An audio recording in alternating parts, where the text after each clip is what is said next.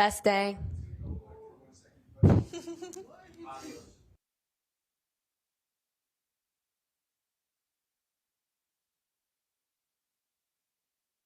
That's for sure. But yes, and I literally like am making sure like no one's like judging the way I'm swearing them in. Like, oh, look at her, she's so serious. I don't know. That clerk should have had that bit done by now.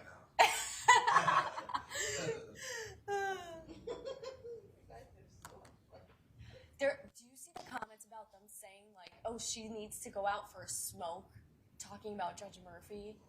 Yeah, they're making fun, like saying like she's definitely a smoker and stuff like that. Audio's good. Testing, good, good. Is she a smoker? No, I don't know. I got no idea.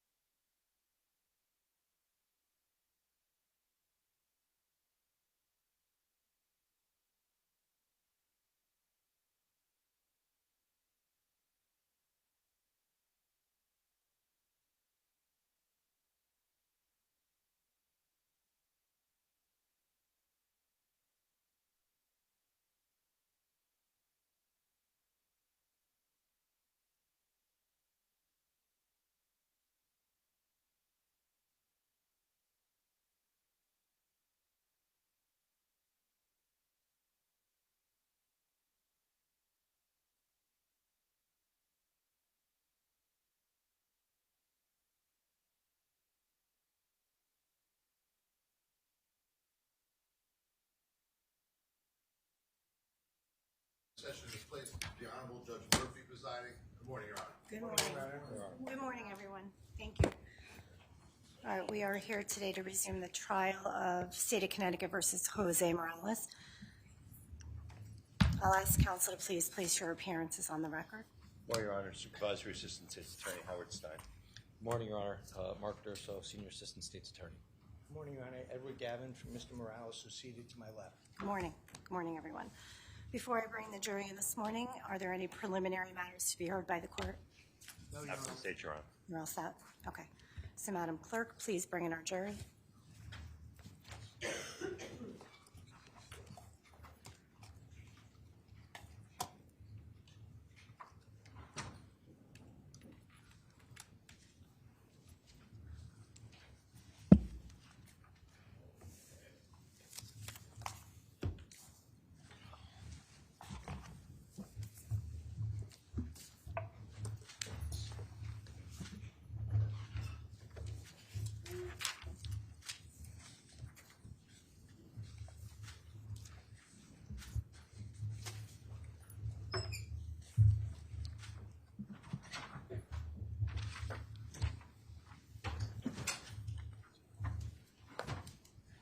Good morning. Welcome back, ladies and gentlemen of the jury. We are ready to proceed. Counsel, please stipulate to the return of our jurors here this morning. Stipulate to the presence of the jury, Your Honor. Yes, Your Honor. All right, very good. So with that, would the state please call its next witness to the stand? Jacqueline Trosser, please.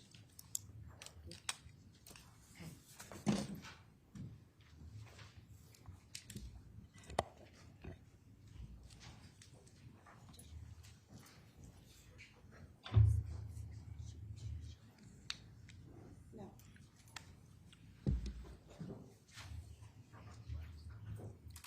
Thank you. Please remain standing. Madam Clerk will put you under oath. Please raise your right hand. Do you solemnly swear or solemnly and sincerely affirm, as the case may be, that the evidence you shall give concerning this case shall be the truth, the whole truth, and nothing but the truth, so help you God, or upon penalty of perjury? Yes.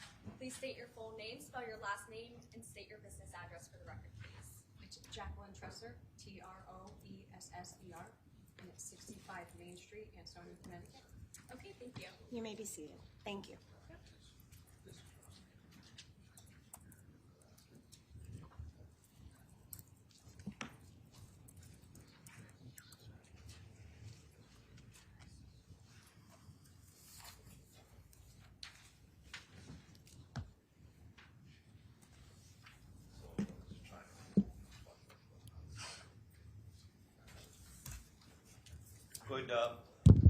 Good morning, Officer Trosser. How are you?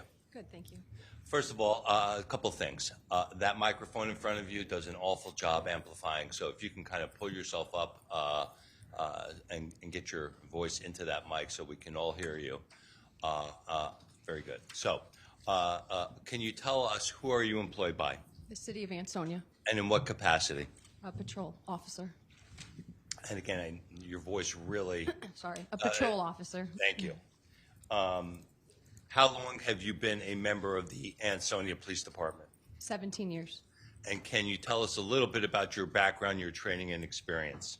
I was hired in 2008, where I completed the Milford Police Academy after 6 months.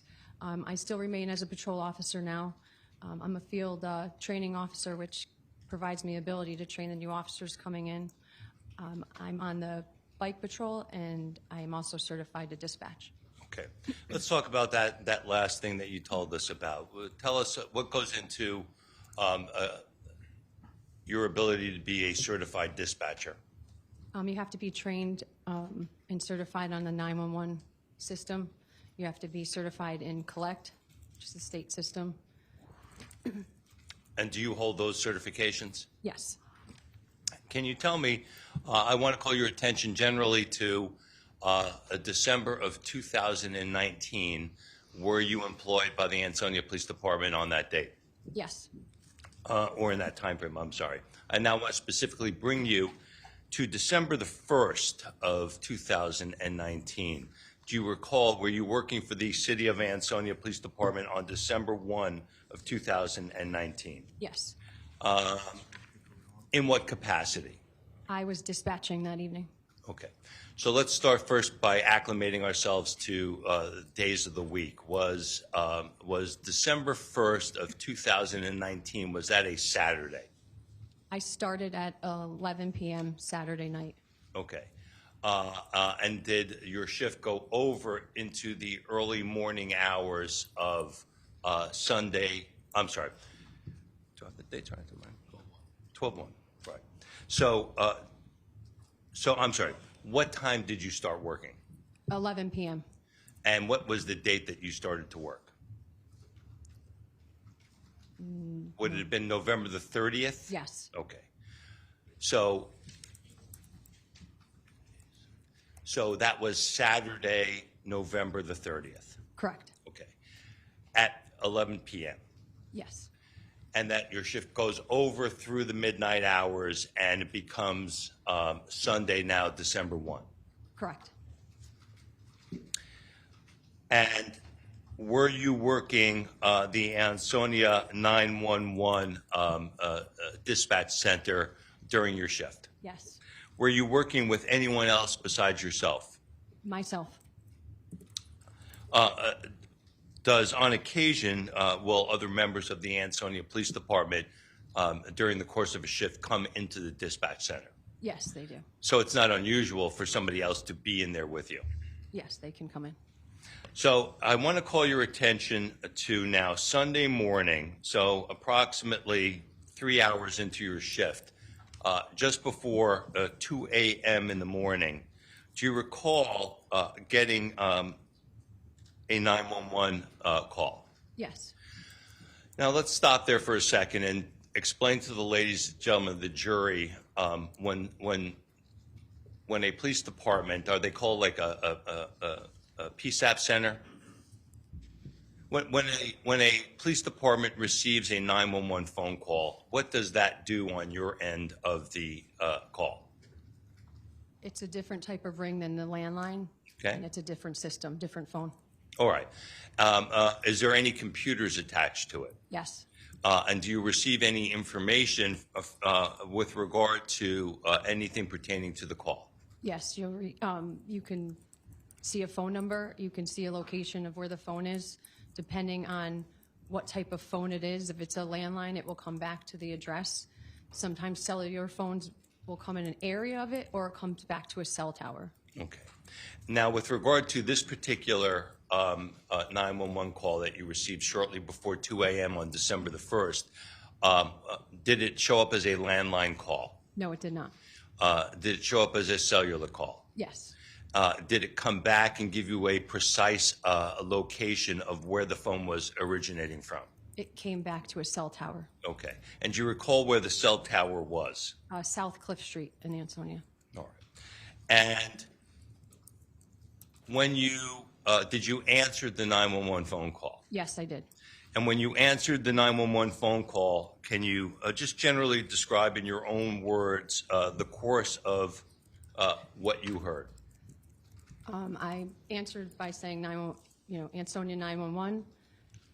There was a male voice on the other line that stated 3 different times Myrtle Ave. During that time, I tried to obtain an address or location on Myrtle Ave by asking, what's the house number? What is your location on Myrtle Ave? I also, during that phone call, after that, the male voice kind of stopped, and then I heard a female voice in the background that stated something as, hang up, stop, who are you talking to? And then after that, I continued to say hello a few times, but I also listened in the background to hear the male and female talking quietly in the background, and I listened to that for a period of time before the phone call was disconnected on the other end. Do you know what the total length of the phone call was? 1 minute and 14 seconds. During the time that you were listening after the initial male voice where you could hear the male and female just quietly talking in the background, did you hear anything else occurring? No. Did you hear any signs of screaming or yelling? No. Did you hear any signs of fighting or anything breaking? No. Did you hear any voices screaming, "Hey, get out of my house," or anything along those lines? No.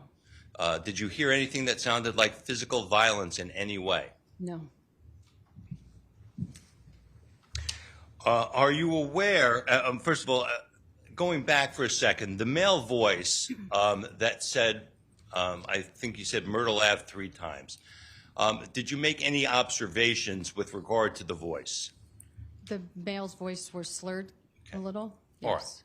right. And would you have any basis in knowledge of to why that voice is slurring? There's many different reasons that it could be slurring. Can you just give us a few of them? It could be a medical issue such as a stroke, diabetes. It could be the person just woke up and is groggy. It could be a speech impairment. It could be intoxication. There's many different reasons.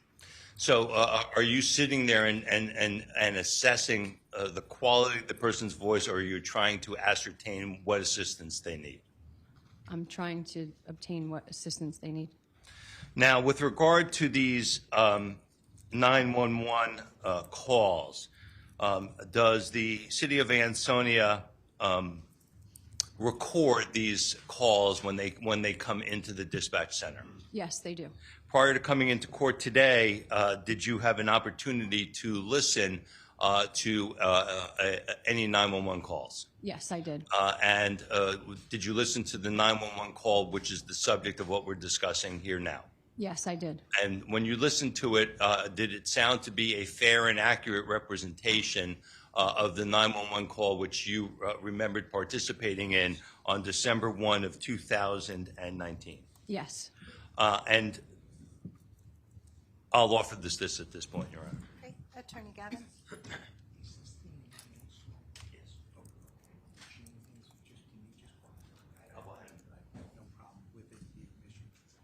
Are you aware whether the Ansonia Police Department sent this disc out to enhance the audio quality of the call? Yes. And is this the enhanced copy that you listened to? I believe so. Your Honor, I've listened to the disc. I have no objection to the introduction of the enhanced 911 call. Okay, so do we have a stipulation that it's an enhanced version, counsel? Yes. All right, and what is the exhibit number? It's Exhibit 162, Your Honor. All right, so court will accept into evidence as full 162. Thank you. So just play the first one for me. Yeah, the court goes through.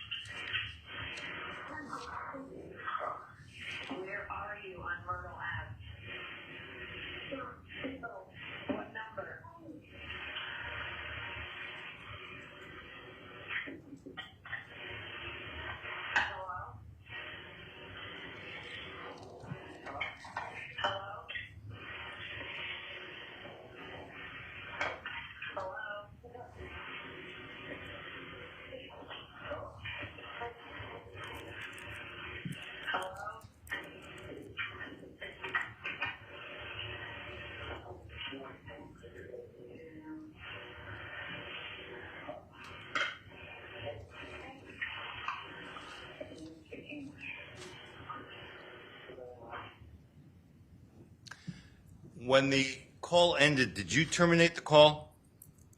No. Did the call that called you, were they the parties that terminated the call? Yes. Now, with regard to when you received that call, can you tell me what steps, if any, you took after receiving that phone call? I tried to call the number back. Okay. And how is it that you were able to call the number back? It's on the caller ID on the 911 line. So the number that was calling you was being displayed on the screen? Yes, Okay. And did you call that number back? I did. And again, is that something, did you listen to a series of further calls from you this morning? Did you hear that prior to coming into court today? Yes, I did. And are they all fair and accurate representations? Yes, they are. So would it be fair to say that you made a call at 1:54 and 3 seconds would be your first attempt to call back? Yes. Can you play that for me, please?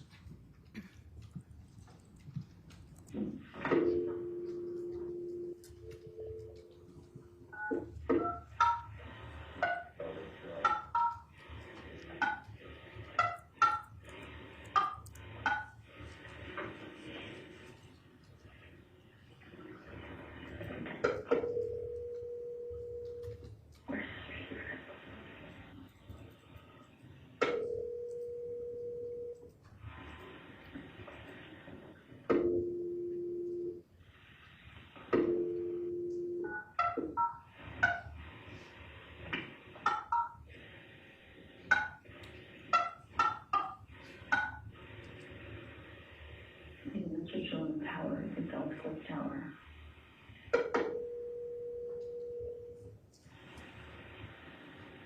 I don't know the number.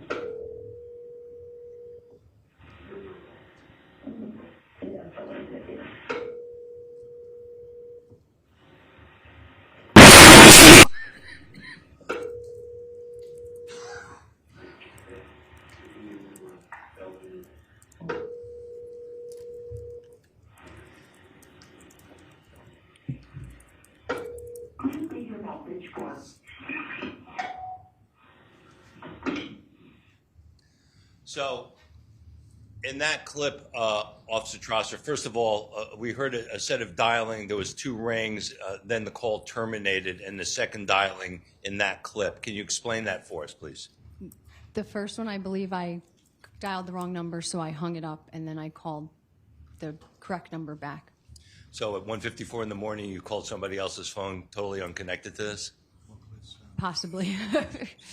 And when you realized that, did you terminate the call and call back the number that you had on your screen? Yes. And is that the complete dialing that we heard go to voicemail? Yes. Now, after making that first attempt, did you make any additional attempts? Yes. When did you make an additional attempt? I believe a minute after the first call. So at 1:55 and 58 seconds, did you initiate another attempt to call back the 911 caller? Yes. Can you play that for me, please?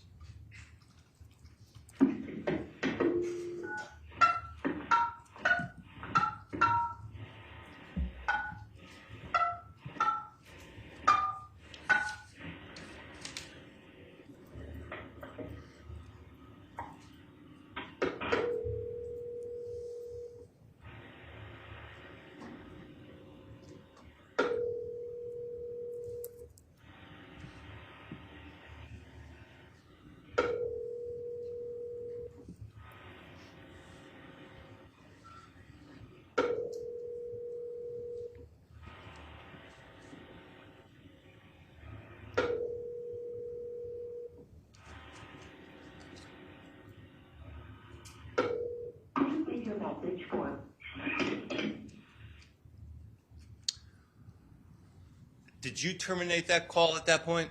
Yes. Okay. So now after reaching the voicemail for the second time, you terminated the call? Yes. Now, after that second call was made, did you take any additional steps? Yes. What did you do? I dispatched Officer Clifford to Myrtle Ave to check the area. And when you say dispatch, Tell the ladies and gentlemen of the jury, what are you talking about when you dispatch an officer? I radio over the air to the officer by usually their badge number, and I give them the information that I had, which was I had a male that stayed at Myrtle Ave, and that it was a 911 hang-up, and if he could check the area. Okay. Is that standard procedure for 911 hang-up calls? Yes. And showing you what's been marked as States 163 is a full exhibit, I believe. No objection. 163 is a full exhibit.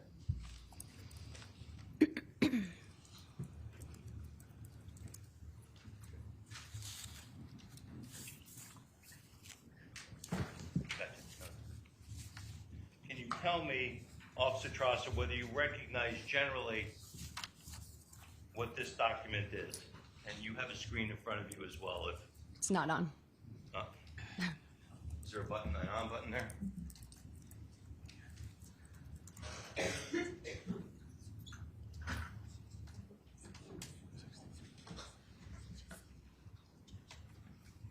All right. While you're doing that, Counsel, Attorney Gavin, you had no objection to 162. I just have to accept those exhibits into the record, on the record. No objection, Your Honor. Okay, very good. Thank So you. court will go ahead and accept 162 and 163 as full exhibits. Thank you.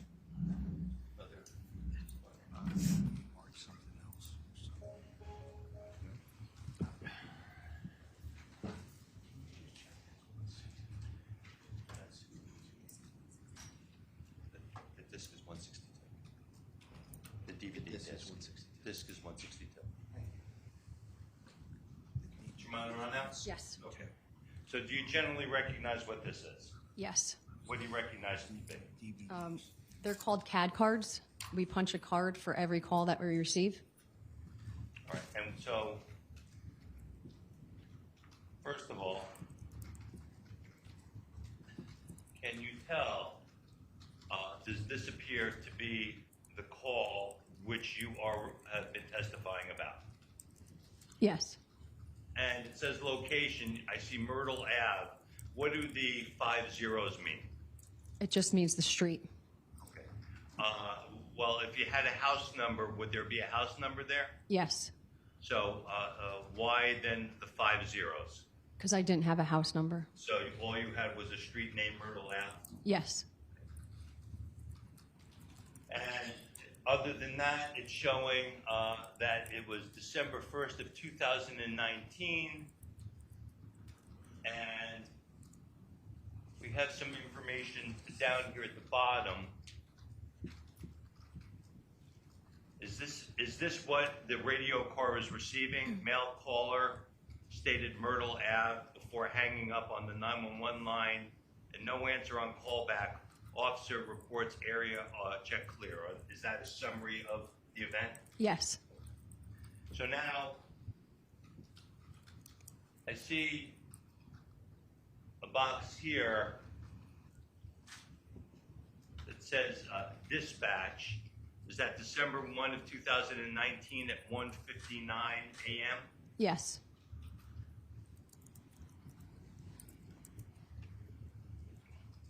Now,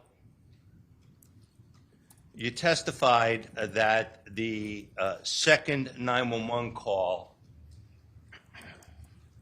or the second attempt for you to make the call was at 1:55 and 58 seconds. So is it fair to say that within a minute or two after terminating that second call, you dispatched a car to the area? Yes.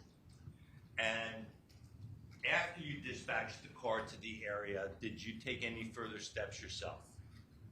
Yes. And what did you do? I called back the number that called into 911 again. So you're now making a third attempt at calling the number back? Yes.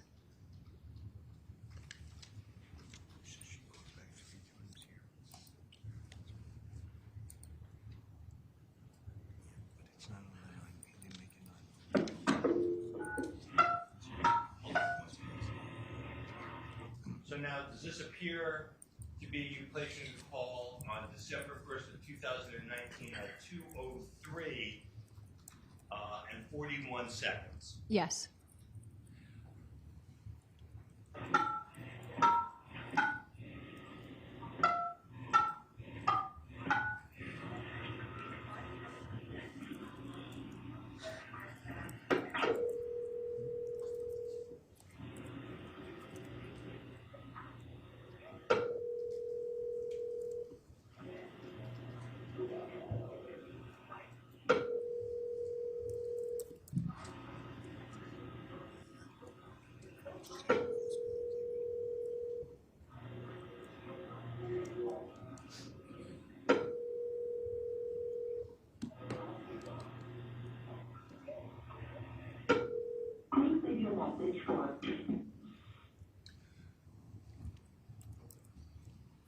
Who terminated that call? I did.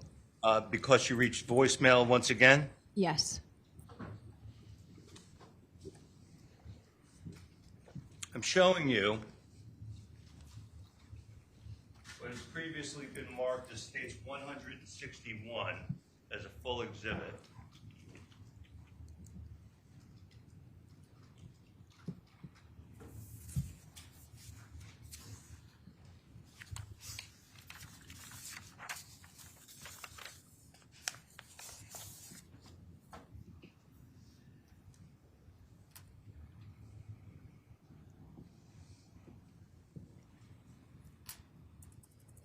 This is a report prepared by an FBI agent that is a full exhibit in this case.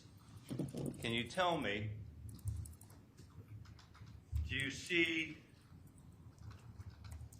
with my yellow pointer here on the bottom of the call-out box on the right side of this exhibit, page 18 of this exhibit, the date December 1st of 2019? Yes. And just below it, there are a series of numbers, 203-735-1885. Do you recognize that telephone number? Yes. What telephone number do you recognize that to be? The Ansonia Police Department.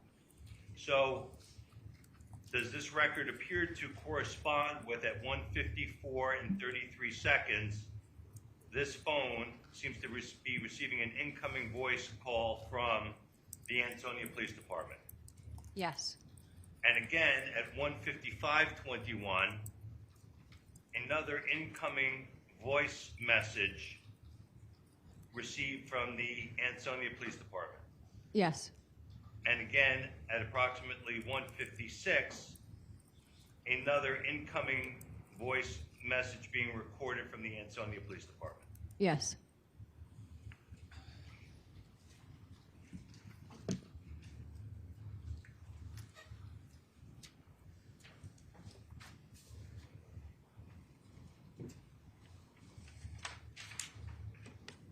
Back on states 163,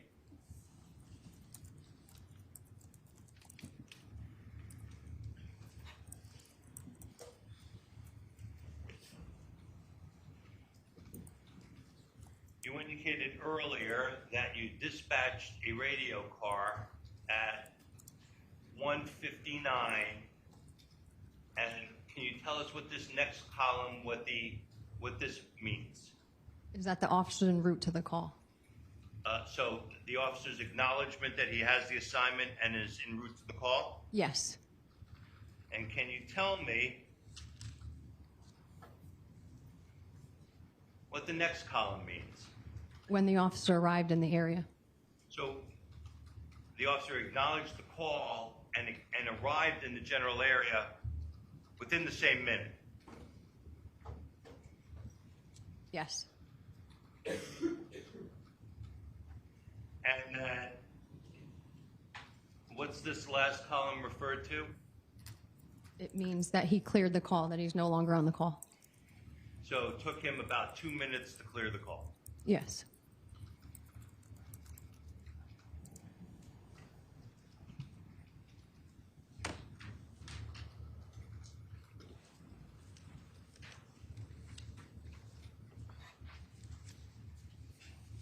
Thank you, Officer Trusser. I have nothing further. Okay, Attorney Gavin, any cross? Good morning, Officer Tresser. Good morning. How you doing? I'm good, thank you. Great. Thanks for being here. Just tell me, what did you do this morning in review in preparation of your testimony?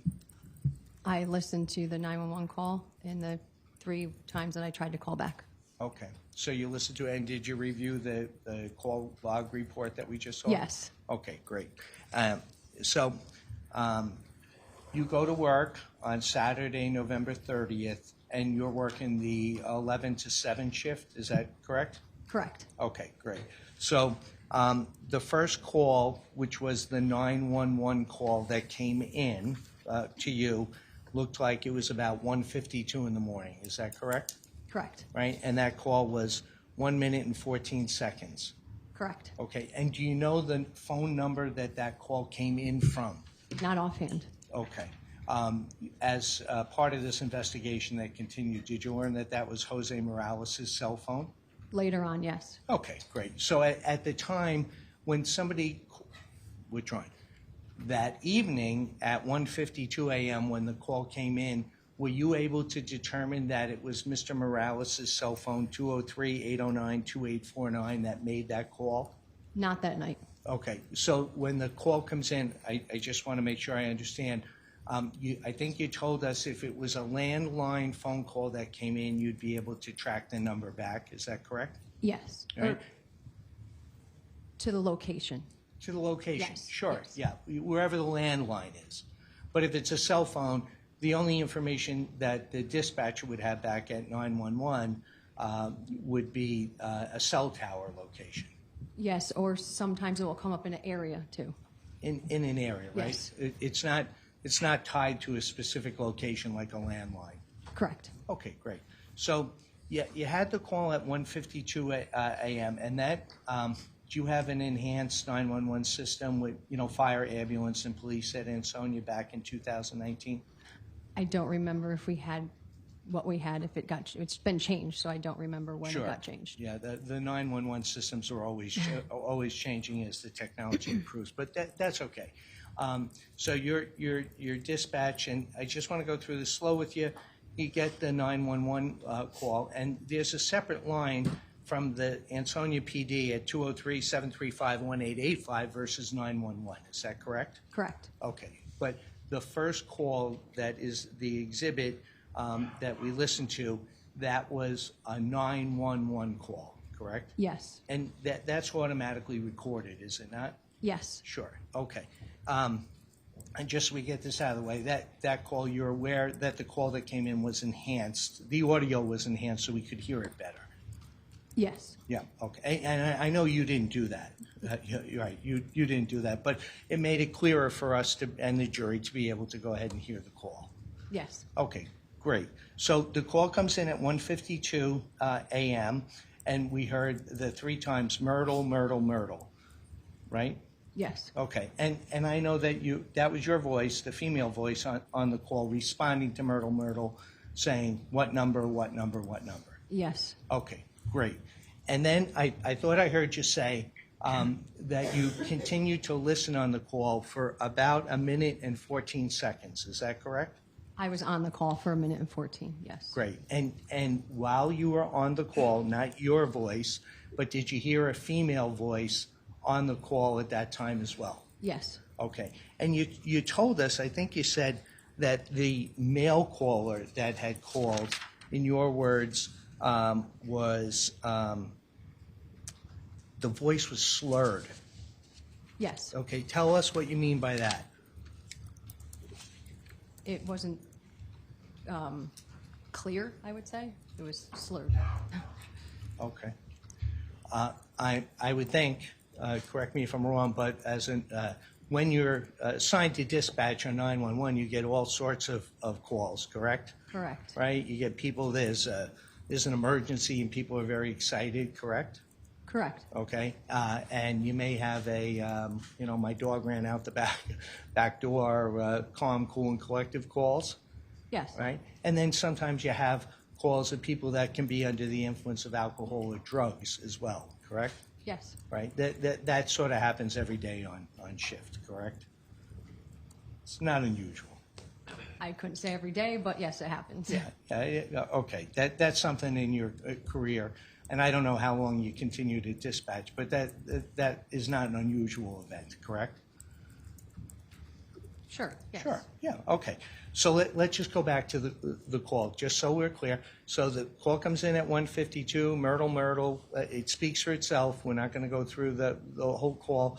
You want to know where on Myrtle you're calling from. Is that fair? Yes. Okay. And you never got a response to the exact location on Myrtle Avenue from the caller, correct? No, I did not. Right. And you didn't know who was on the other end of the call. No. Okay, great. But you listened, continued to listen, and you heard a female voice on the call. Yes. Okay, and what did you hear the female voice say? She mumbled something as it sounded like stop, hang up, and who are you talking to? Stop, hang up, who are you talking to? Okay. Yes. And just so we're clear, the female voice is obviously different than the male voice that called and said 911 Myrtle, Myrtle, Myrtle.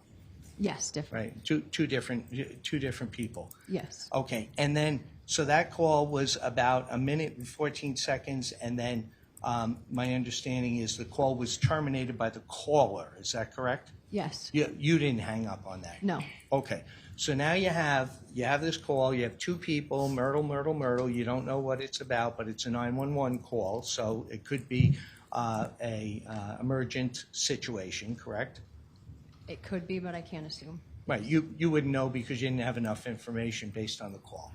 Yes. But it was on the 911 line. Yes. Yeah. Okay. So then it looks like, and you correct me if I'm wrong, it looks like from the Ansonia PD number 203-735-1885, there were 3 calls back to the number that you had received on the 911 line. Is that correct? Yes. Okay.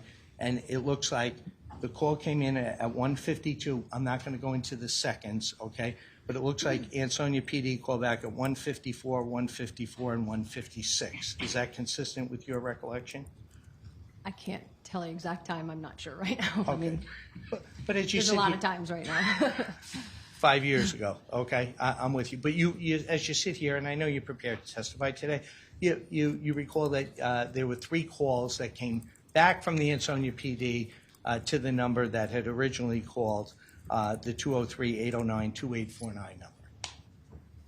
Yes. Yeah. Oh, okay. And then after you had completed the 3rd call, is that when you would have had and dispatched Officer Mark Clifford to Myrtle Avenue? I dispatched him after the first 2 calls. Okay. So you get the call in, call hangs up, you call back twice, and just tell me in your own words, that's when you would have dispatched Officer Clifford? Yes. Okay. And he was out on patrol. Yes. Okay, he's going to be here shortly, so it's okay. We'll ask him what he did. But 2 calls back, dispatch Clifford. Did you talk to him, Officer Clifford, when you dispatched him? Yes. Okay, and just tell me how that works. How is it? Is it by the computer that you dispatch the patrol vehicle, or do you call him on his cell phone and dispatch him? Usually it's over the radio, the air, the. There you go, over the radio. So the dispatcher would say to an officer that's out on patrol, we got a call on Myrtle Avenue, could you go check it out? Yes. Right? Okay. And you did that in basic terms in this case? Yes. Okay. And then did you have a conversation with Officer Clifford when you dispatched him? I provide him as a dispatcher, you provide the information you have to them. Over the radio? Over the radio, yes. Yeah, okay. That's great. And then he went in, did whatever he did. We'll talk to him in a second. And then I think you said you called back the 3rd time. Is that correct? Yes. Okay. And that was at 1:56. So it's call back, dispatch, call back. Correct. Correct? Okay. And then there was another call from the Morales cell phone, 203-809-2849 at 1:59 to 735-1885. Now, that's not the 911 line. That's the main line, okay? The Morales cell phone called back to the Ansonia PD. Did you take that call? No. Okay. And then it looks like what happened was then there was your 4th call back to the cell phone, and that looks like at 2:03 in the morning, Ansonia calls back. Is that correct? Yes. Right. So we're just about done. I appreciate so you get the dispatch, you get the call in on 911, you call back 1 time, 2 times, dispatch the officer, call back 3 times, and then there was a 4th call back to the cell phone number. I remember 3. Okay. All right. So as you sit here right now, are you aware of the fact that APD called back at 2:03:55 to the cell phone number? I know at 2:03. Okay, at 2:03? Yes. Okay, that's great. Thank you for your time. I appreciate your help. Thank you.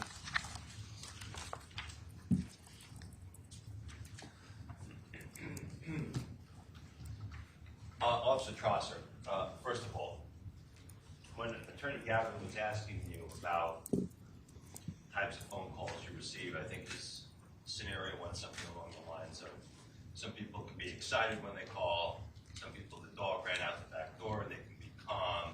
And then he asked you about some people can call, they're on drugs and alcohol. Do you remember that question? Yes. Obviously, suggesting to you that slurring on the phone call is a result of drugs and alcohol. Clearly, that was the reason for asking that question. Objection, Your Honor. Sustained. With regard to, do you have, when you hear a person slurring, The question was sustained, counsel. Start your question over. Sure, I am. Thank you. when you hear somebody calling in on the line and you hear a voice that you said sounded slurred, do you have any basis to know what is causing, first of all, whether that's even a slur, if it's a natural speech pattern of somebody, do you have any basis of knowledge of knowing why you're hearing what you're hearing? No. Can drugs and alcohol create a slur for someone on the phone? Yes. Can a medical emergency, such as a person having a stroke or a diabetic emergency or an altered level of consciousness, cause a slur type communication? Yes. Have you received calls like those before? Yes. Did I hear you mention on the tape as well to whoever was in the dispatch center your impression that you felt that there was a language difficulty with this caller? Yes. Do you recall what you said on the tape? Somewhere along the lines of, I don't think they speak English. So did you, at least, is that reflective of your mind that you believe that there could be a language difficulty? Excuse me. Yes. Hold on a moment. I didn't hear anything on the tape about language difficulties. I'm not sure if he's referring to the exhibit in the 911 call. I'm happy to cue it up. Okay, so Attorney Gavin, I'm going to overrule your objection at this point in time because it deals with an exhibit that's full and it was acknowledged by the witness. So we'll play it again. I appreciate that.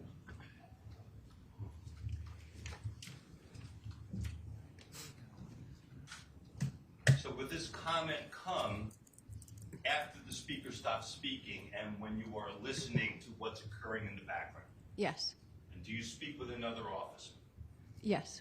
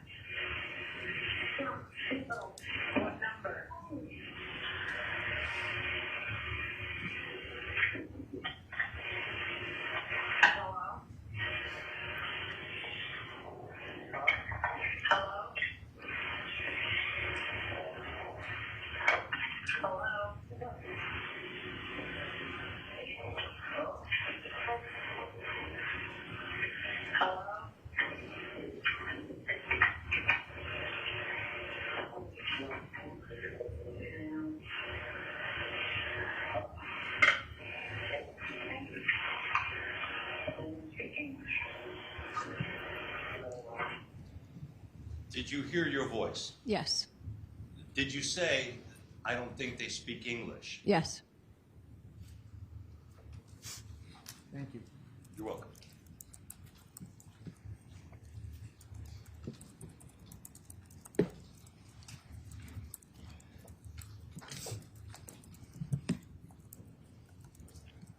I have nothing further. Attorney Gavin. Just one question. I did not hear that at the end of the call the first time, but I just heard it right now. So that was your voice in the dispatch center speaking to another officer, is that correct? Yes. Okay, it wasn't, you weren't directing those comments to the people on the phone call, it was whoever your colleague was. Yes. Thank you. No other questions? I have nothing further, Your Honor. Thank you. No other questions. Thank you. You may step down. Thank you. Yes. Thank you. Okay, Pete. May I see counsel at sidebar, please? Tried to get pushed.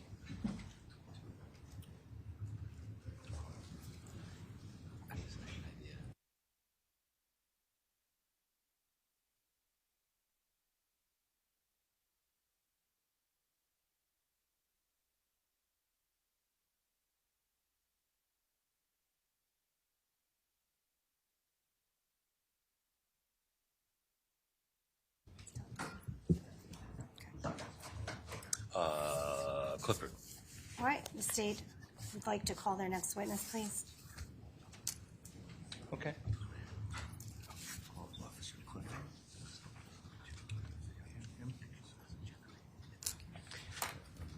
Yeah, packets. Tell him, can you keep it tight? The state could formally call the witness to the stand. I'm sorry, Your Honor. It's just Officer Mark Clark. All right, thank you so much. If you would please pay. I'm sorry, Clifford. Clifford? I'm not multitasking well. All right. Please pay your attention to Madam Clerk. She's going to put you under oath, Madam Clerk. Do you solemnly swear or solemnly and sincerely affirm, as the case may be, that the evidence you shall give concerning this case shall be the truth, the whole truth, and nothing but the truth, so help you God, or upon penalty of perjury? I do. Please state your full name, spell your last name, and state your badge number for the record, please. Mark Clifford. Last name is Clifford. Badge number is 53. Okay, thank you. You may be seated. Thank you.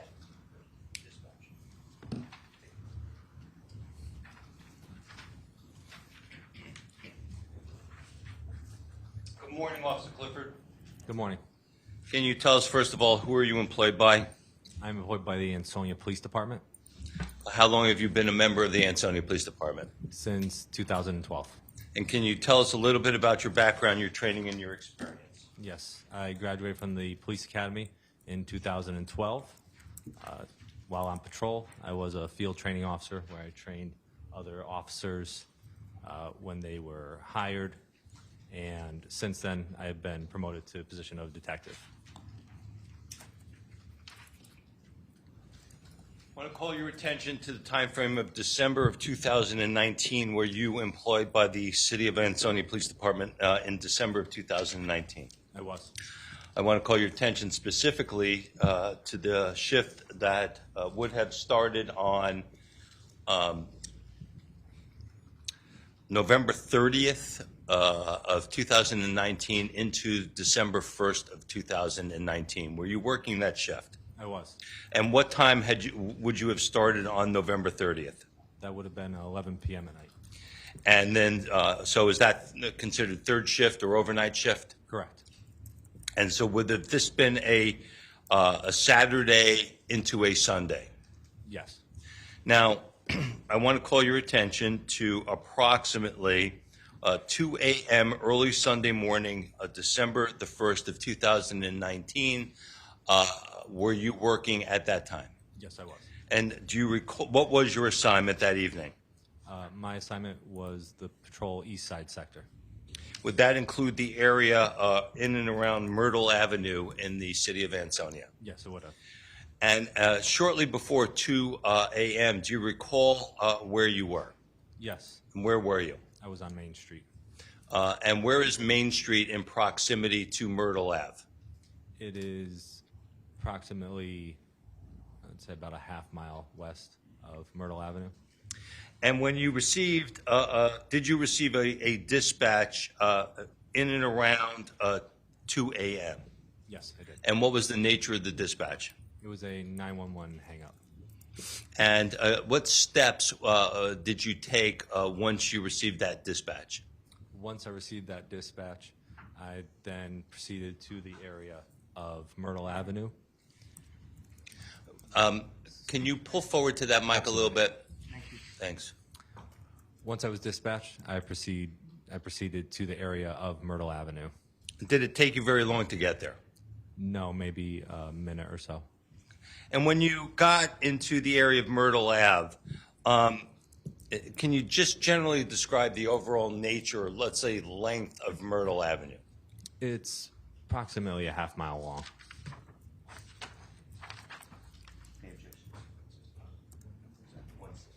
No objection.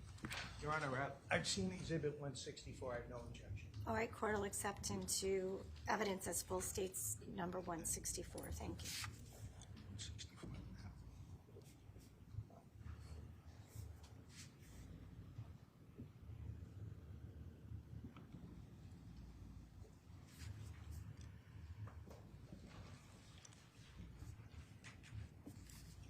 Once again, on 164, which is up on the screen here, if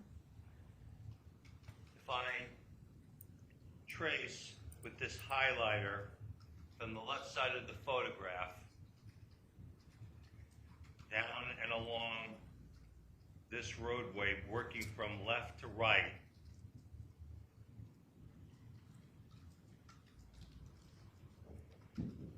is this Myrtle Avenue? Yes, it is. And is it fair to say that on the right side of the photograph, Myrtle Avenue is a dead end? Yes, it is. And then on the left side of Myrtle Ave, it dead ends into Judson Place. Correct. Now, when you arrived in the vicinity of Myrtle Ave, where was the first point that you picked up Myrtle Ave? The first time I pulled onto it, it was at the intersection of Judson Place and Myrtle. So now, going to the left side of the photograph, there is a red dot here. Do you know, would that be in the area of 6.5 Myrtle Street, what this red dot is depicting? Yes, it appears to be.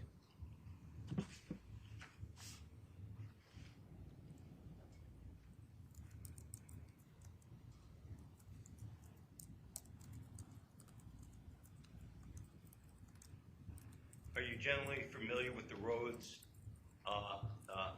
in and around the east sector of your patrol assignment? Yes, I am. So again, where my highlighter is with the red dot in the left-hand portion of the exhibit, is this a section of Myrtle Avenue here? Yes, it is. Is this Judson Place here? Yes. Is this West Street here? Yes. And is this Cottage Avenue here? Yes, it is. So effectively, are you familiar with the location from your patrol assignment of 6.5 Myrtle? Yes, I am. So does it generally sit in this rectangular boundary, Judson, Myrtle, West, and Cottage? Yes. The driveway to 6.5 Myrtle, are you familiar with where that's located? Yes, I am. And where is it? That is on the Cottage Avenue side, closest to West Street. So back here, is this how someone would enter into the driveway of 6.5 Myrtle, where my highlighter is moving towards the red dot from Cottage Ave? Yes. So now, when you arrived, you said you started at Judson and Myrtle Avenue. So that would just be to the left of 6.5 Myrtle. Is that correct? Yes. And when you arrived there, can you tell us what you did? Yes. When I arrived on scene, I already had my cruise lights activated, which are stationary red and blue lights that stay on. Once I got onto the street, I rolled my windows down. I activated my takedown lights and side alley lights, which illuminate the area much better. Okay. So first of all, I need you to keep your voice up, okay? Okay. Really project out for us, all right? Okay. But if I'm understanding you, so when you got to the corner of Judson and Myrtle Avenue, first of all, are you in a marked Ansonia police car? Yes, I am. Does this marked Ansonia police car have a light bar on it? Yes, it does. You mentioned something called cruise lights. Can you tell us again, what are cruise lights? They are red and blue lights that can be stationary, or if activated in emergency, they can glow, or they can flash. Correct. Yes. All right. So, are there times that police officers, just on routine patrol, keep their cruise lights on? Yes, there are. And why do you do that? I do that because it makes you more visible to the public that you're a police vehicle. So now, your red and blue cruise lights are on already as you arrive at call. Yes. And now, as you get onto Myrtle, you did what with your windows? I rolled them down. One window? Both windows, in the front and passenger side. Okay. So there are 4 windows in this car? Yes. All 4 came down? Just the front 2. The front 2 windows. And when you mentioned something also, takedown lights. Can you explain to the ladies and gentlemen what takedown lights are? Yes, those are lights that we can activate if it's dark out, and it illuminates the area much better than headlights would. So, where are the takedown lights located? The takedown lights are located facing the front of the vehicle. Are they on the light bar? Yes, they are. Are there any takedown lights on the back side of the light bar? I do not know. Okay. You indicated something as well, something called alley lights or alley markers. Correct, alley lights. What are those? Those are the same type of lights. They're located on the side of the vehicle, side of the light bar, and those illuminate the side, passenger and driver side of the police cruiser.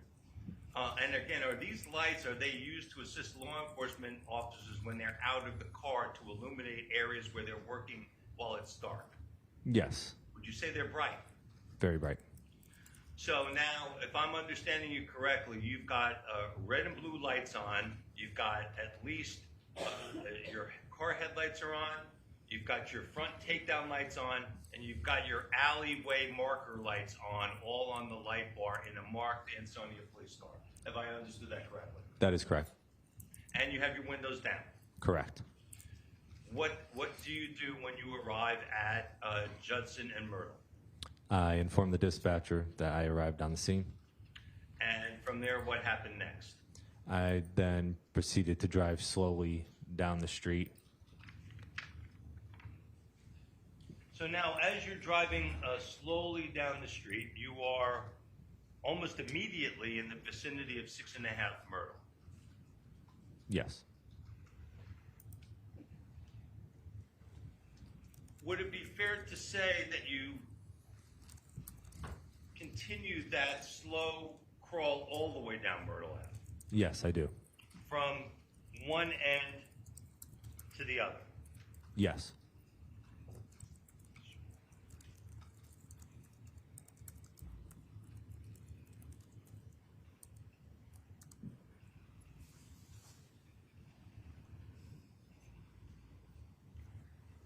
So from one end to the other, you reached the opposite side? Yes. And when you reached the opposite side, what did you do? I then turned around and proceeded back. The very same methodology? Yes. Did you go all the way back to Judson Place? Just about. When you say just about, where did you go? Instead of going all the way down to Judson, I made a left-hand turn onto West Street. That's this street here. Yes. The 6.5 Myrtle Avenue sit on the corner of Myrtle and West Street. Yes, it does. So now, as you're turning on, which way? So you would have turned left on West Street. Yes, that's correct. When you turned left, would the back side of 6.5 Myrtle be visible to you while you're in your car? Yes, it would have. This is December of 2019. Would it be fair to say there were no leaves on the trees in December of 2019? I did not see any leaves on the trees. Did you have the ability with the takedown lights and your alleyway light lighting up the right side of the car to see into the driveway and backyard area of 6.5 Myrtle? Yes, I could. From the moment you arrived on the corner of Judson and Myrtle Avenue, all the way down, all the way back, took you about 2 minutes or so, Yes, that's correct. showing you what has been previously marked as states 163. I think you said the street was about a half mile in total length. Yes.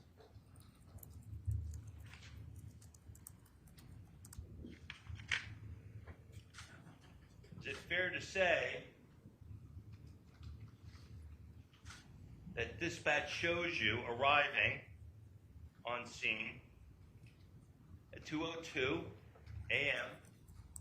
and clearing the call at 2:04 a.m.? Yes. Does that sound about right to you? Yes. During that whole trip from Judson, past 6.5, up to the end of Myrtle, back, left on West, visibility into the backside of 6.5, did you see any persons out on the road that day? No, I did not.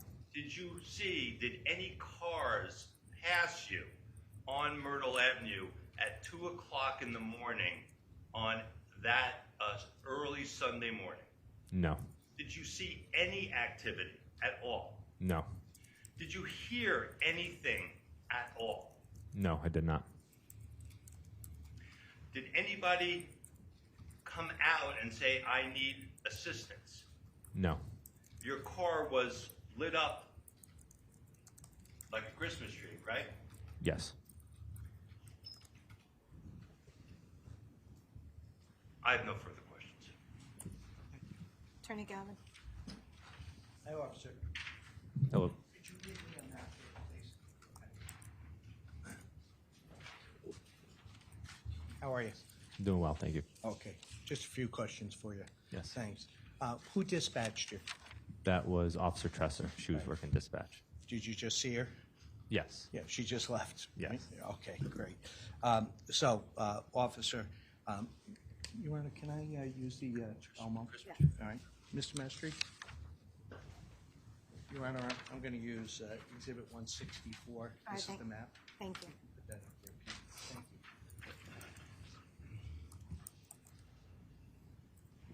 If you- We'll start over here. Okay.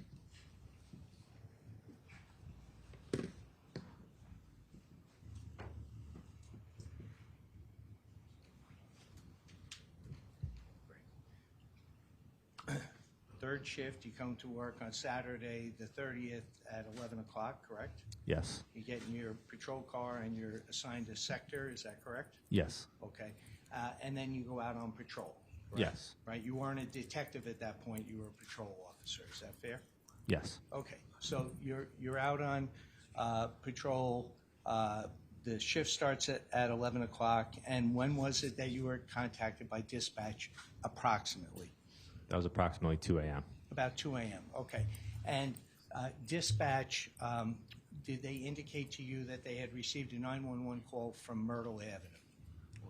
They said that they received a 911 call They received a 911 call. and that the individual stated Myrtle Avenue. Great, okay. And that was Officer Tresser that just left, told you that? Over the radio, yes. Yeah, over the radio. I know you weren't with her. All right, right. She was back at the police station, right? Yes. Okay, right. You're out on patrol. And you said you were in the area of Main Street in Ansonia at the time that you received the radio dispatch? Yes, that's correct. Okay. So, and you knew where Myrtle Avenue was, correct? Yes. Yeah, you had been there before, correct? Yes. Okay. So you traveled from Main Street over to Myrtle Avenue. And you want to, can I just grab my copy of the map? Because Sure. Peter, if you could just zoom in at the start there, please. He's going to.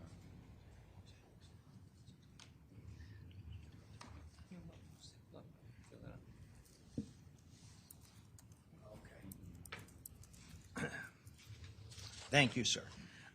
So, if I understand correctly, you would have went down Cottage Street. Is that correct? This is in the beginning. I just want to take you right from Main Street, not confuse anything. You went over to the area of Myrtle Avenue. Would you have come down Cottage Street, sir? I believe I went where Cottage and so it would be a little further north of where this map is. So it'd be like Cottage and South Cliff. Let me fix that. Okay. Do you recall going on Judson Place? Yes. Okay, all right. That's fine. Okay. So you made the turn onto Judson Place, correct? Yes. Okay. And as you went up on Judson Place, then it intersected with the beginning of Myrtle Avenue, correct? Yes. And that's in the area where 6.5 Myrtle is. Is that fair? Yes. Okay.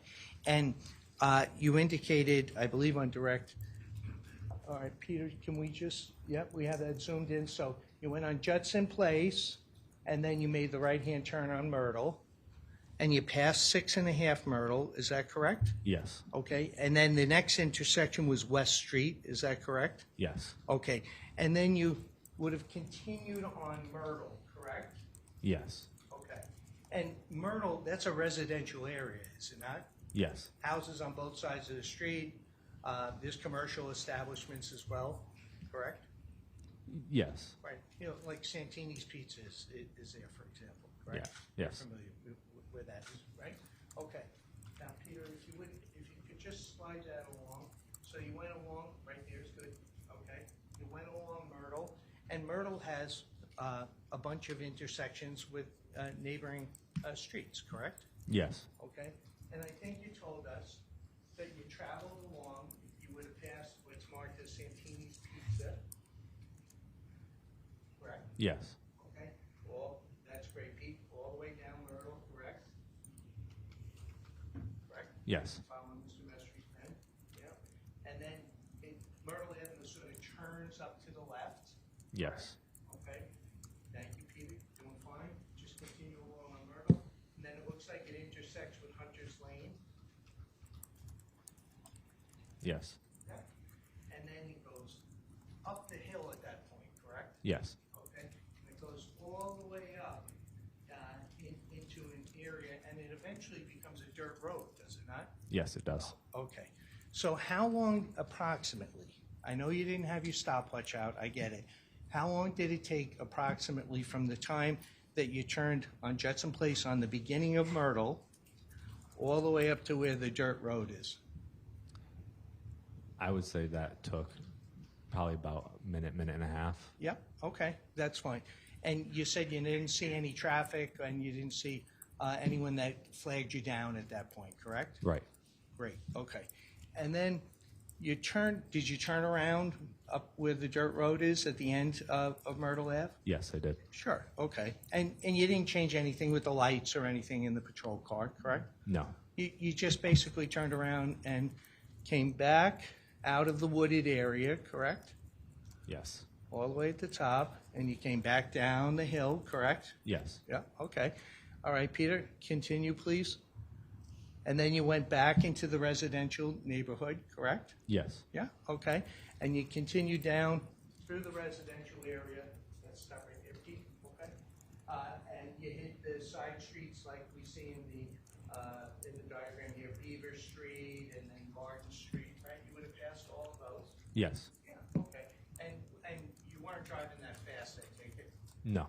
No, okay. And I assume because you were dispatched that you're looking around to see if there's anything called to your attention?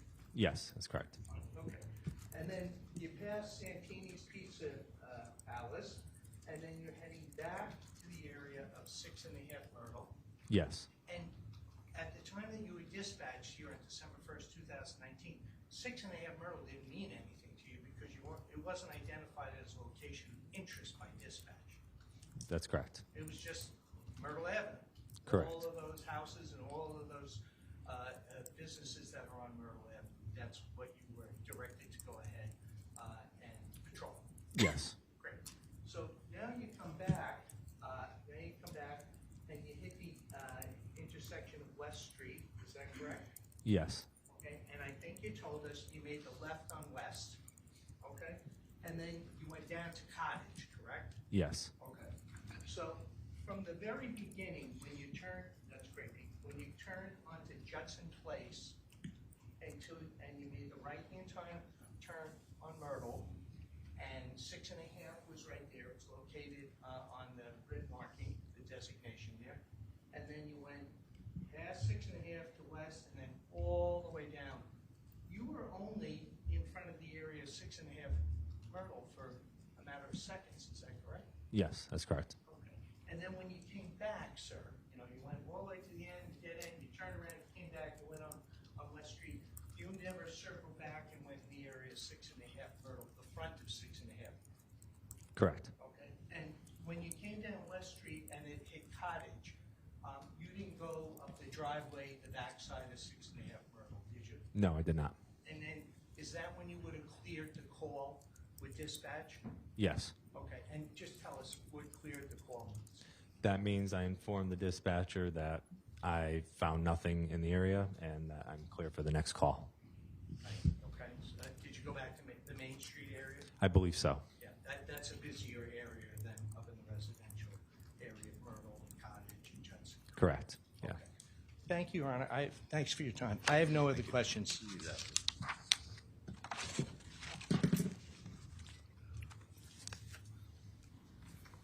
Mr. Clifford, when you first arrived on Myrtle and Judson, you put down your windows, right?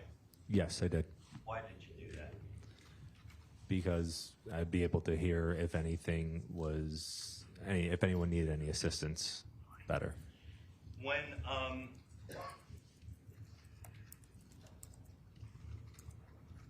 in a quiet residential neighborhood, when you're in your car, aside from your patrol radio, are there any other radios, music, anything else playing in there? At the time, no, I did not have anything else playing. And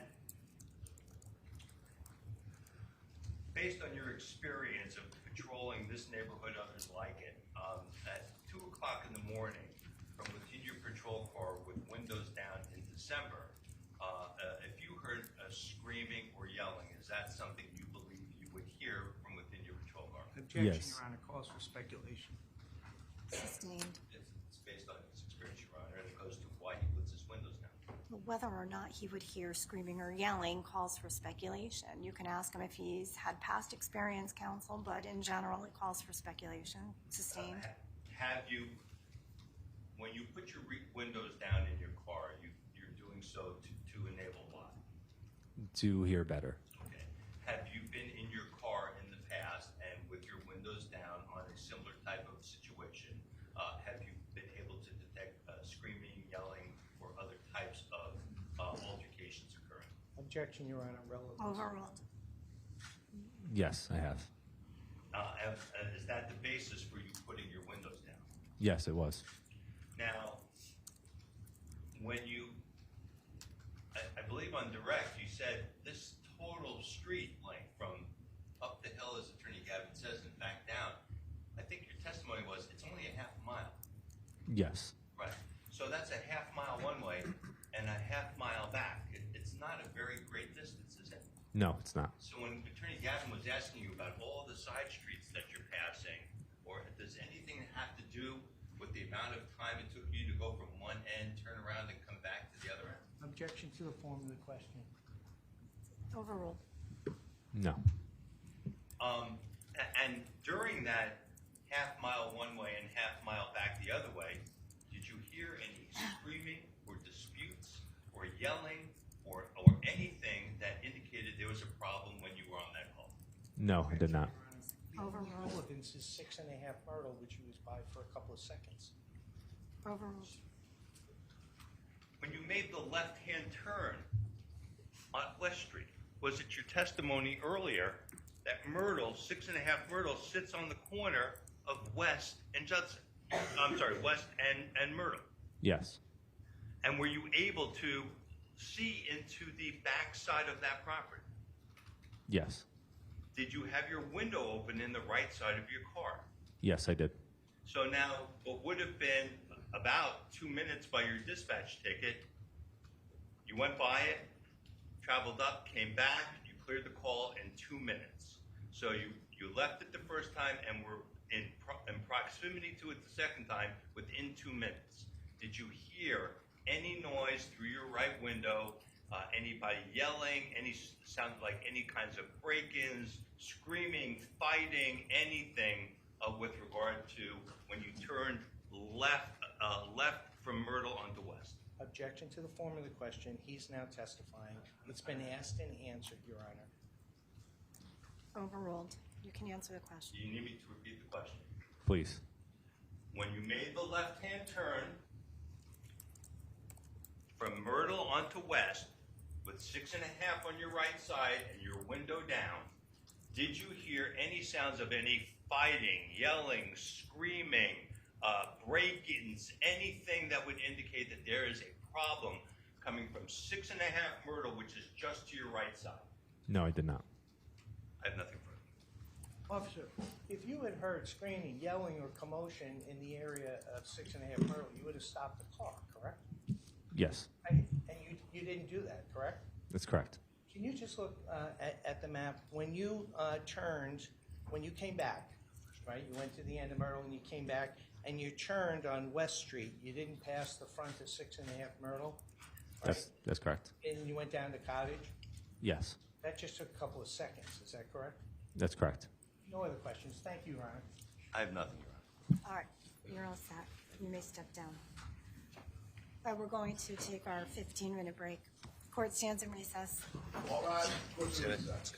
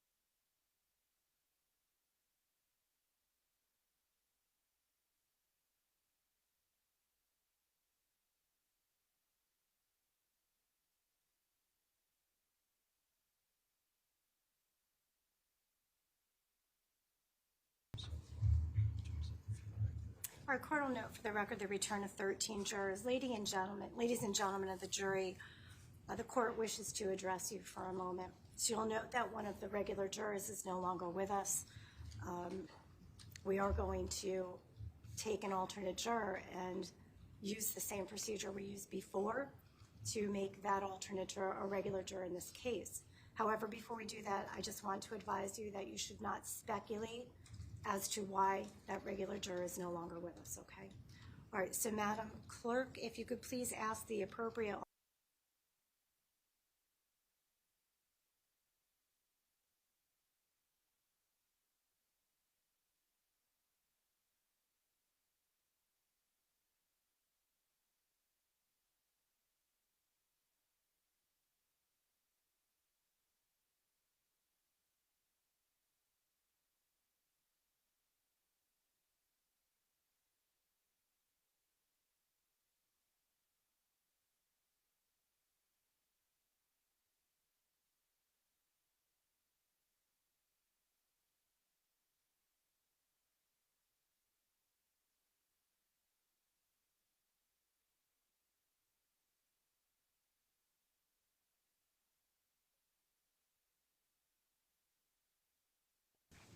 All right, counsel, we are all set to continue. I'll ask the state to please call its next witness then. Stipulate to the presence of the jury, Your Honor. All right. As well as the state, Your Thank Honor. Patrick Rowling.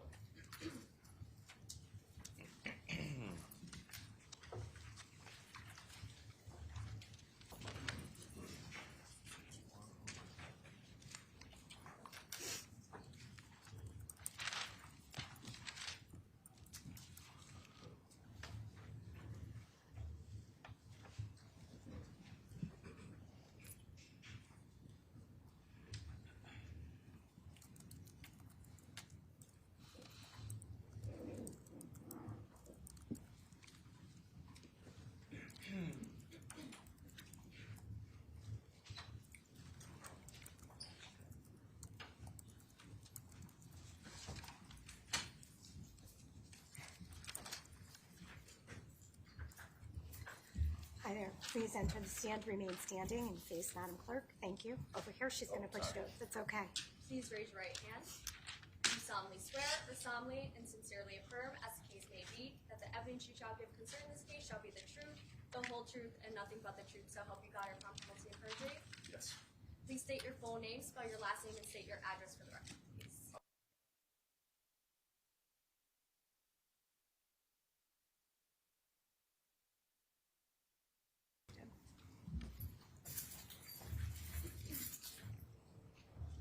May I proceed, Your Honor?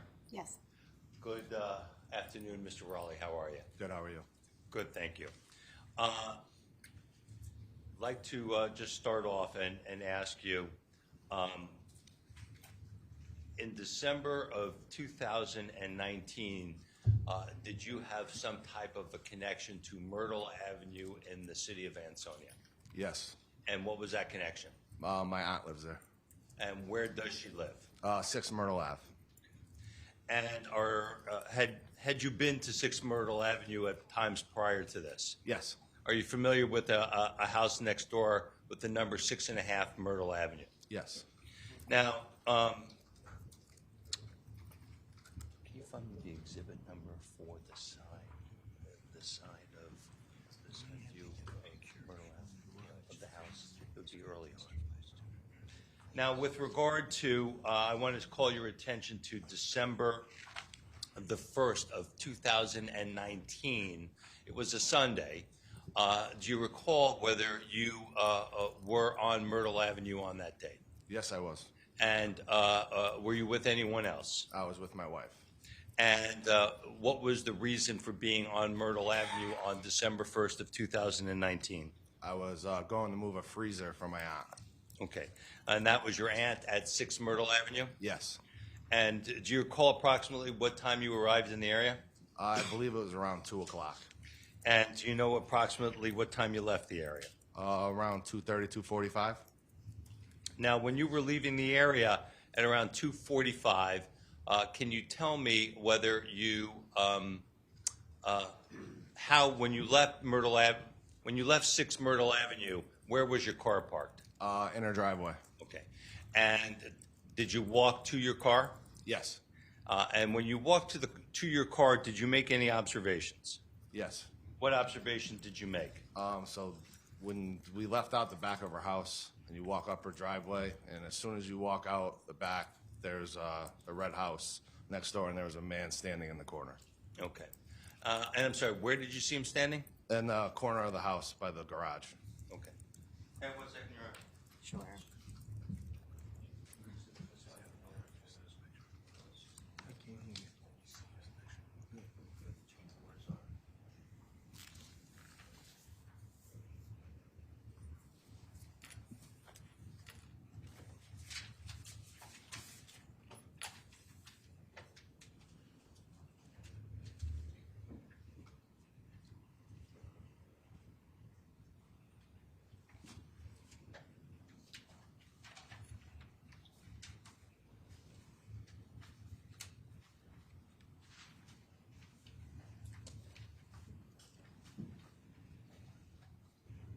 It's an external picture. It's gonna be the first one.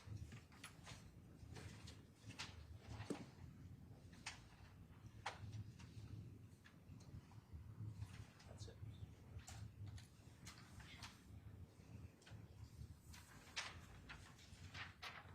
Showing you what has previously been introduced as State Exhibit 6.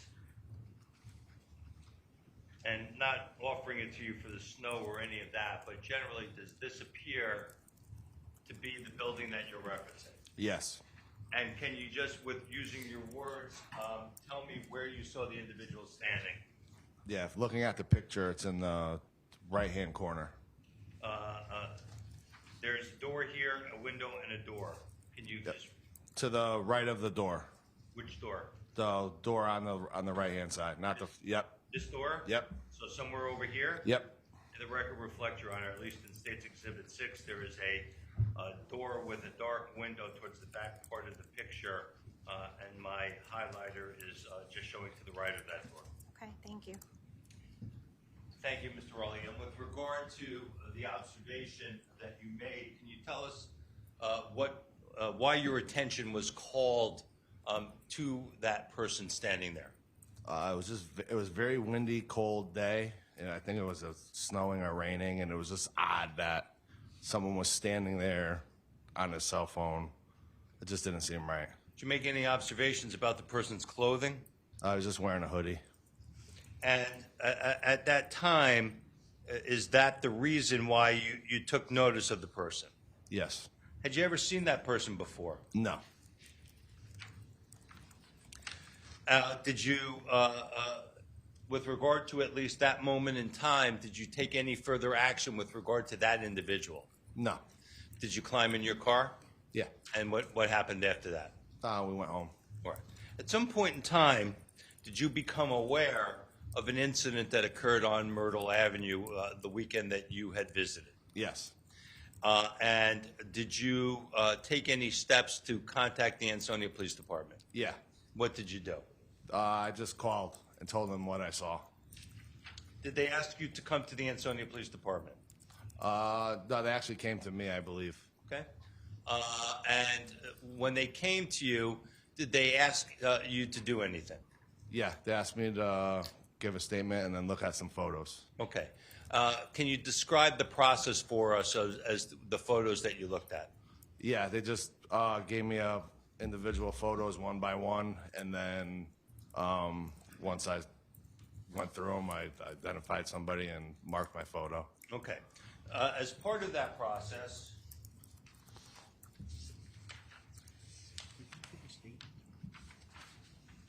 no, just continue. 165 is full, Your Honor, with no objection from the defense. No objection, please, Your Honor. Thank you for making the record. Court accepts 165 in as full. Showing you what has now been marked as States 165, Mr. Rowley, first of all, with regard to these documents, do you generally recognize, let's start with this page. Yes. And does this appear to be a document that was shown to you by the Ansonia Police Department? Yes. And does it state witness instructions regarding identification procedures, Yep. and that it occurred on December the 4th of 2019 at your home on Brindle Avenue? Yes. And did they ask you to read all of the instructions contained on this form before looking at the photographs? Yes. Then I think you indicated that you looked at each of the photographs. They gave them to you all at once or one at a time? No, one at a time. And after you went through the series of photographs the first time, did you go through it a second time or any additional time? I'm not sure. Okay. After going through and seeing all the photographs, did you tell them that you believed that you were able to identify one of the individuals? Yes. Showing you what has been, what is the third page, and I'm sorry, Your Honor, States 165 is a stapled 3-page document. Thank you. Showing you the third page of that document, is this the photograph that you stopped on? Yes. And what did you indicate to the Ansonia Police Department about this photo? That's the man I saw standing in the corner of the garage. Talking on the cell phone? Yes. And ultimately, did they ask you to place your name on this photograph? Yes. Do you see your signature there? Yes. And likewise, was it dated with this acknowledgement, with your acknowledgement that the photo contains the suspect? Yes. Did they then ask you, back on page 2 of this document, to sign this acknowledgement and statement with regard to the identification? Yes. The document says, I, Patrick Rowley, acknowledge the above instructions have been read to me by Detective Esposito, and I fully understand the instructions. I have viewed the photos and have identified number 7, and then under witness comments regarding identification, handwritten, saw man in photo on cell phone, stand in back right side, 90% sure on the photo. Is that what you told the police? Yes. Whose handwriting is that, do you know? That's mine. And did you subsequently then sign and print your name to this document? Yes, I did. Now, I realize it's 5.5 years since this time frame, Mr. Raleigh, but as you look around the courtroom today, do you see the person that you saw on December the 1st of 2019 at approximately, I'm sorry, what time did you say it was approximately? About 2:45, 2:30, 2:45. Do you see that person presently here in the courtroom today? Yes. And would you please point to where you see the person seated and to physically describe what you see that person wearing? Yep. Sitting over there, he's wearing a gray shirt, gray checkered shirt, gray and black. May the record reflect that by pointing as well as by clothing description, he's identified the defendant, in this case, Jose Morales. The record shall so reflect. Thank you. I have nothing further to add. Can I have those, please? Yeah, both of them. Hi, Ms. Riley, how are you? How you doing? Let's put the picture up first. Your Honor, may I approach the witness and the OMO, please? Yes, go ahead. Thank you. You're welcome. How are you? Good. How are you? Thanks for being here. So it was about almost 5.5 years ago since you had interaction with Detective Esposito. Is that correct? Yep. All right. So I want to make sure I'm going through your testimony accurately, and you correct me if I'm wrong. Okay. On Sunday, December 1st, in the area of around 2 o'clock, you went over to Denise Hunt's house. Is Yes. that correct? Yep. And tell the jury who Denise Hunt is. She's my aunt. Right? And she lives at 6 Myrtle Avenue. Yes. Correct? And you had been to your aunt's house previously, correct? Mm-hmm. And you were with, I think it was your girlfriend at that point. Yes. Kristen Stahl, correct? Caitlin. Caitlin, I'm Yep, sorry. that's okay. Caitlin. My bad. Caitlin, and now she's your bride. Yes. Okay, gotcha. And you were there to move a freezer, is Yep. that what you told Yep. us? Yep. Okay. And you weren't really there that long, is that correct? No. No? Okay. Your aunt lives up on the 2nd floor, is that correct? Yes. Do you know who George O'Meara is? Yes, I do. Where does he live? He lives on the 1st floor. Okay, right? And 6 Myrtle and 6.5 Myrtle are adjoining properties, is that correct? Yes. Okay, right. And so you got there at around 2 o'clock in the afternoon. And forgive me, I know one of the photographs has snow. Was it snowing, raining, windy? It was doing. I can't remember, but there was something. It was. Okay. That's why it made it stand out. Someone was standing outside in the back. It was very odd. I don't want you, if you're not sure, just let me know whether it was snowing or raining, but you're not sure at that point. Yep. Is that fair? Yes. Okay. And you said that I think you said that you were upstairs moving the freezer. Is that correct? Yes. Okay. And how long did it take to go ahead and do that? About 20 minutes, half hour. Okay, great. And were you swapping out a freezer? Or? No, it was on. I believe it was in the garage, and we just moved it up to her upstairs. You carried it? Yeah, me and my cousin. Oh, there was somebody else there. Who else was there? I believe my cousin. What's your cousin's name? Jeffrey. Jeffrey what? Hunt. I'm sorry? Hunt. Hunt. Okay.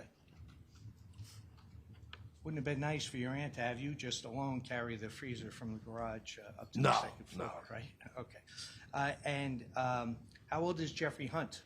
He's deceased. He's deceased. He's deceased. Yes. Okay. And 5 years ago, approximately how old? I'm not sure. Okay. I mean, was he a teenager? Or No, was he 30s. in his 30s? Yes. Okay. Gotcha. All right. And I'm sorry. I apologize. You said he's deceased. Yes. Is that correct? Okay.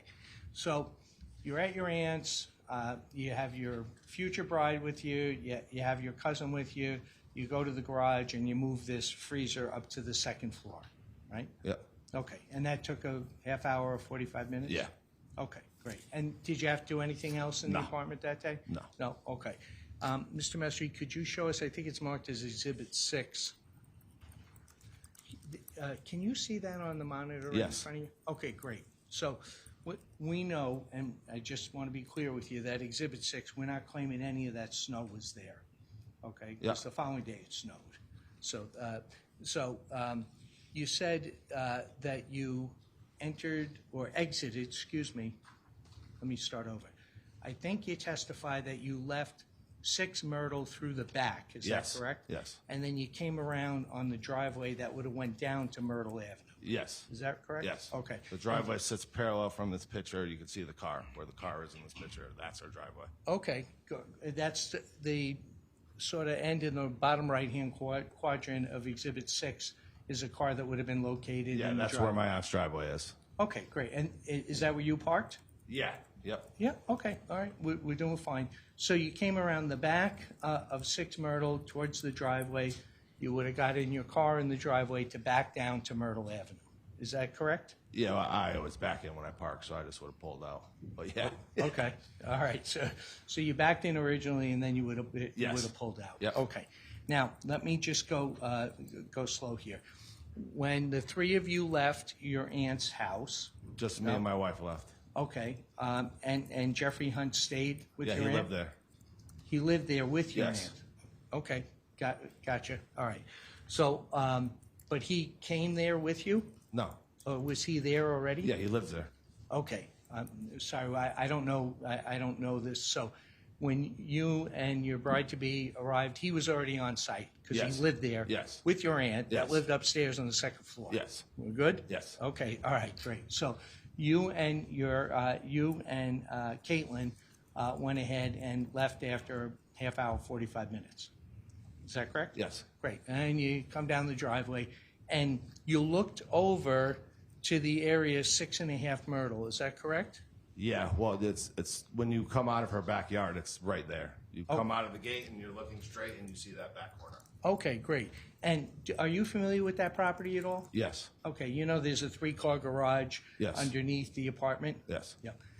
The monitor has to take it down, so just let me finish the question before you answer. Okay.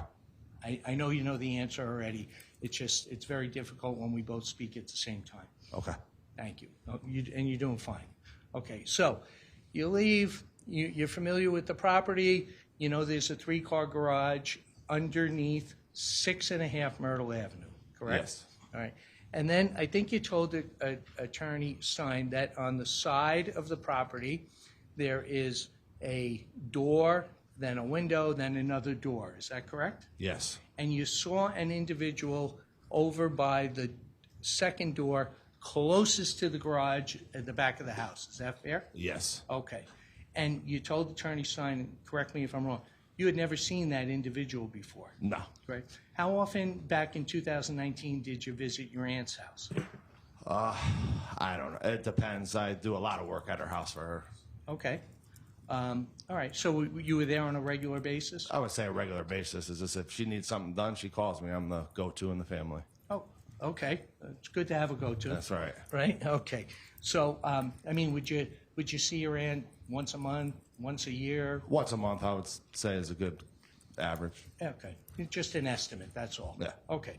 So when you saw the individual at 6.5 Myrtle in the back, you told us you had never seen that individual before. Is that correct? Yes. And you didn't go down and approach and say, hey, hi, what are you doing here, or introduce yourself? No. There was no contact whatsoever between you and that individual? No. And what did you observe that individual doing? He was on his cell phone. Okay, all right. And then you got in the car? Yep. Okay, and Caitlin got in the car? Yep. So just tell us, when you came out the back of 6 Myrtle, you turned down the driveway, you looked over into the adjoining yard, you saw that person, how long did you look at them? The time it takes you to, I opened the gate, held it for my wife, and then walked up the driveway. So 5-10 seconds. Okay, and when you looked over across, did you just glance across for a second or two? Yeah. Yeah, okay, it was quick. Yeah. Yeah, sure, okay, and then you got in the car and didn't think anything of it? No, I said to my wife, like, that was strange. Why was he standing there? Okay, that somebody was there because Yeah. you didn't know who they were? No. You didn't know who the neighbors were? Nope. Okay, all right. And it didn't get to the point that you thought it was important, for example, to go confront the individual? No. Right? And, you certainly didn't go ahead and call the police and say, hey, there's something strange going on next door? Nope. No, you just went about your business? Yep. Checked off the moving the freezer chore, Yep. correct? Okay, okay. So you only saw the individual for a very brief period of time? Yeah? Yep. Correct? Okay, got in the car. Now, Peter, we're all done with that. Could you, Peter, could you put the next exhibit? That was Exhibit 6, Your Honor, for purposes of the record. Thank you. And Peter, what number is that? 165. 165, Your Honor. We're going to refer to Exhibit 165. All right. Okay, Peter, could you put the front page, the first page on there for me?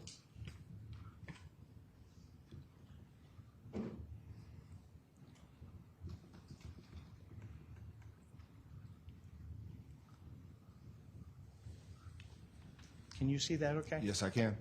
Okay.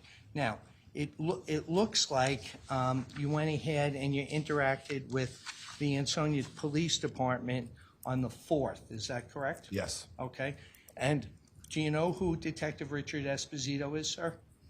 Yes. Okay. Just tell us who's Richard Esposito. It's the officer in the Ansonia Police Department. Okay. All right. And that's who you had contact with. Is that correct? Yes. Okay. So how was it that you came in contact with Officer Esposito? Did you reach out to the... I called the Ansonia Police Department. Okay. And what day, if you recall, did you call the Ansonia I Police? believe it was on Monday. On Monday? Yeah, Okay. I'm not 100% sure on that. Okay. And this was on Wednesday, the 4th, correct? Yes. Okay. So it was a couple of days had gone by? And did the detective actually come out to your house? Yes. Okay. You didn't go to the Ansonia No. PD? Okay. And I take you were cooperative with the officer? Yes. Correct? Okay. And Your Honor, if I may just come over here for a second. Excuse me. You were given a form, and it's entitled Witness Instructions Identification Procedure Form, correct? Yes. And, sir, in the top third of it, there was an agency case number. See that? Yep. And then there was a date on the 4th. Yep. And a time, that's military time, correct? Yes. Okay. And the location is 28 Prindle Avenue, Ansonia, Connecticut. Yes. Is that where you resided at that time? Yes. Okay, all right. And whose handwriting is that, if you recall? I don't recall. Okay. And I take it you had never filled out one of these forms before? No. Is that there? Yes. Okay. Your Honor, I'm just going to turn the page.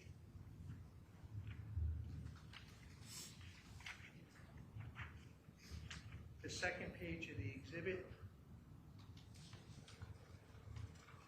Now, did you fill this out, sir, or Yeah. did the officer fill it out? No, that's my handwriting. That's your handwriting? Yes. Okay. So, Your Honor, just for the record, second page, top portion of the exhibit, it says, I, Patrick Rowley, acknowledge that the above instructions have been read to me by Detective Esposito, correct? Yes. Right? And I'm sorry if I asked you this, I apologize. Had you ever met Detective Esposito prior to that? No. Or since? No. No, okay, one time, right? And you told us that he had shown you a series of photographs, is that correct? Yes. Okay, and you picked out one of the photographs, I think you said number 7, is that correct? Yes. Do you recall what the other photographs were of? No. In the handwriting portion, it says witness comments regarding identification. Do you see that, sir? Yes. Okay, in your handwriting, saw a man in photo on cell phone stand in back right side. Okay, was that referring to 6.5 Myrtle? Yes. Okay, and then you indicated 90% on the photo. Is that correct? Yes. Because you weren't 100% sure. Yes. You only saw the individual for a very short period of time, correct? Yes. I'd never seen him before. Nope. Never seen him since, Nope. correct? Okay. So you were accurate with the police officer when you said to him, I can't say for 100% that that's the individual I saw. Yep. Thanks so much for your time. I have no other questions. Thank you, Your Honor. Thank you. Any redirect? Mr. Rowley, when you were looking at those photographs that the officer gave you, could you say generally, were the photographs of people similarly featured? Yes. Meaning, the photograph that you picked out shows a man with a big beard, hair.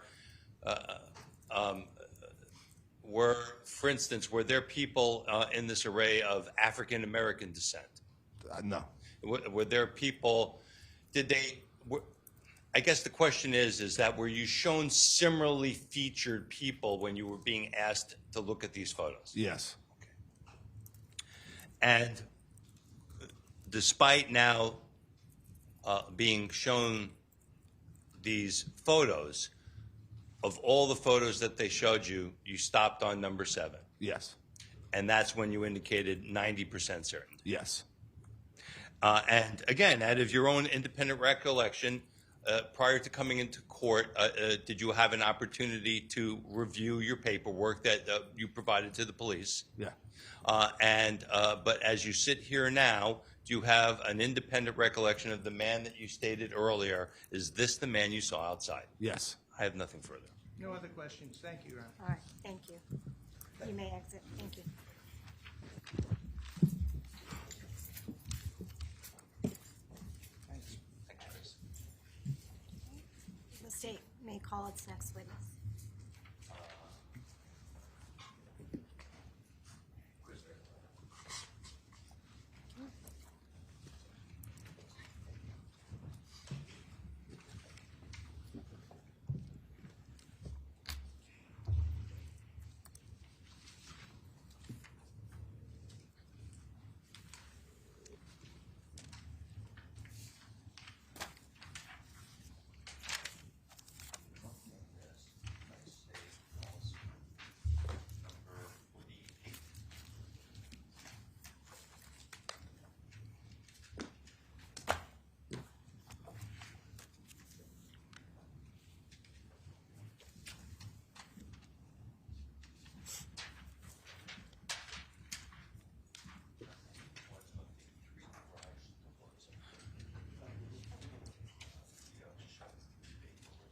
All right, let us just hold on for just 1 minute. We're just going to formally call you to the stand. Oh, sorry. That's okay? This is Christopher Piccirillo, Your Honor. Thank you very much. All right, sir, thank you. If you can just come around, enter the witness box, and remain standing. Madam Clerk is going to put you to oath, okay? Okay. Thank you. Madam Clerk, could we first put the witness under oath so he can take a seat? Yes, Your Honor. Thank you. Please raise your right hand. Do you solemnly swear or solemnly and sincerely affirm, as the case may be, that the evidence you shall give concerning this case shall be the